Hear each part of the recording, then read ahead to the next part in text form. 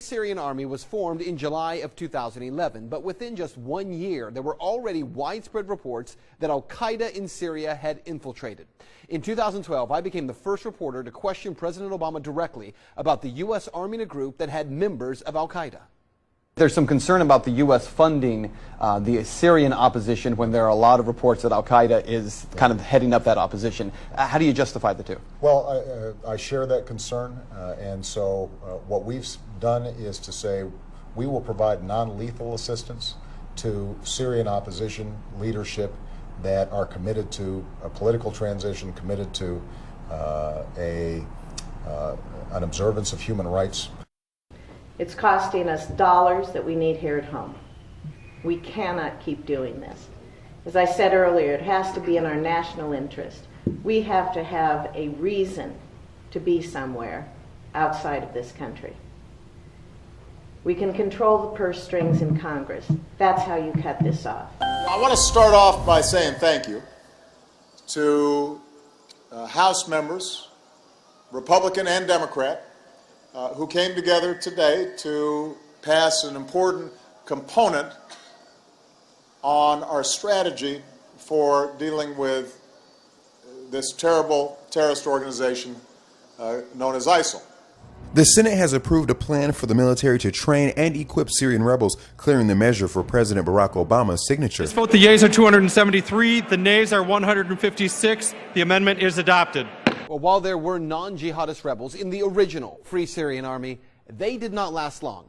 1 year later, in 2013, the CIA began delivering weapons to those Syrian rebels. The shipments began streaming into the country over the past 2 weeks, along with separate deliveries by the State Department of vehicles and other gear. A flow of material that marks a major escalation of the U.S. role in Syria's civil war. That was the Washington Post in 2013. But things only got worse because while the weapons were flowing in, well, so were jihadists. And by September of 2013, London-based global defense consultancy group IHS Janes reported that 10,000 of the estimated 100,000 insurgent fighters were linked to al-Qaeda. Another 30 to 35,000 belonged to powerful factions that were fighting for an Islamic State within a larger Middle East caliphate stretching from the Atlantic to the Indian Ocean. Now, in addition to that, that report showed at least a further 30,000 moderates belonging to groups that have an Islamic character. That means that by late 2013, only 25 to 30,000 so-called rebel fighters were part of secular nationalist groups. Again, that's 25 to 30% of the rebel force that could be considered friendly to the West. 70 to 75% of forces against Assad in 2013 were jihadists. Washington last night, the Senate went along with the House approving President Obama's plan to train and arm Syrian rebels fighting ISIS. The president praised the bipartisan show of support. I support the airstrikes 100%. Arming the Syrian rebels, I would not have done that. I'm glad they went through the Senate and Congress for approval on that. That is the proper procedure. I think it was a poor decision. Congress's job is to declare war, and I agree. We've got to quit looking to the president for leadership on should we engage or should we not. That is not his job. His job is to wage the war. So we need to reignite or rediscover the Constitution. This is also covered by the Constitution, and it's happy to see this come back. I mean, this is a letter of marque by definition. We're giving permission to these rebels to fight.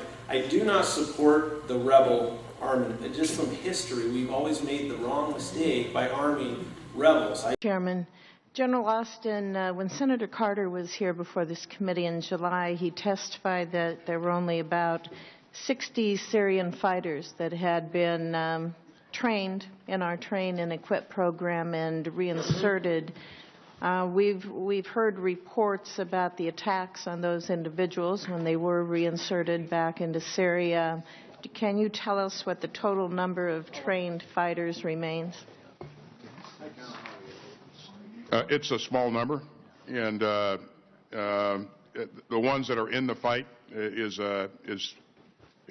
we're talking four or five. So.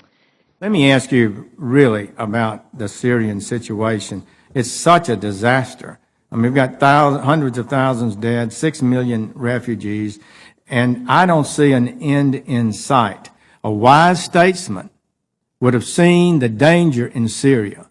And with some members of Congress, like Senator Rand Paul, insisting that these rebels were jihadists, by 2015, the U.S. committed $500 million to find and train moderate rebels.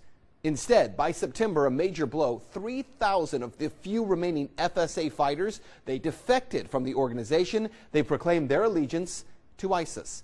Those fighters belong to multiple brigades that form the conglomeration of the FSA. Also in 2015, the Pentagon publicly admitted that an additional 70 U.S.-trained Syrian rebels surrendered a weapons stockpile to al-Nusra. Fighters from Division 30, they surrendered to the al-Qaeda affiliate group after crossing into Syria over the Turkish border. And as for that $500 million moderate rebel training program, that was halted a week later when the Pentagon admitted it had only trained 4 or 5 fighters. Not 400 or 4,000, 4 or 5.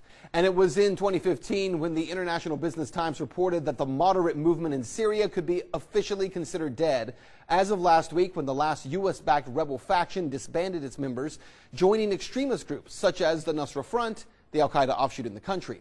Some of the men joined a group called the Levant Front, a coalition of rebel militias that also have ties to al-Qaeda. And again, that was 2015, and yet through 2016, weapons and funding from the West continued. In September of this year, 2016, the U.S. delivered 3,000 tons of weapons and ammo to fighters in Syria, including rocket launchers and anti-tank guided weapon systems. So what you need to know: it is a fact that since 2012, those so-called moderate rebels in Syria have been absorbed into al-Qaeda groups or pledged allegiance to ISIS. And for the past year, the moderates, they have been gone. So when media only